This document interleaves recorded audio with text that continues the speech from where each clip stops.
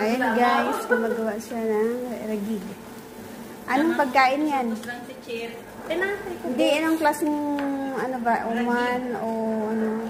Number 2, napubos. Ay, natahin. Anong lahi ang kumakain yan? Uman?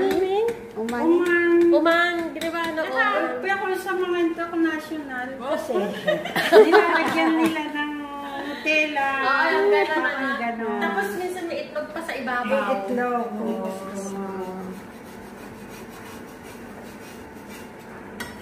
Ayan guys, gumagawa siya ng ragig. Anong pagkain yan? Hindi, anong klaseng ano ba? Uman o ano? Number 2, napubos.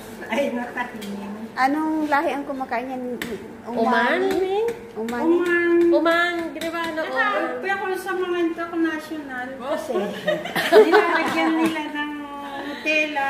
Ang gano'n. Tapos minsan may itlog pa sa ibabaw. May itlog.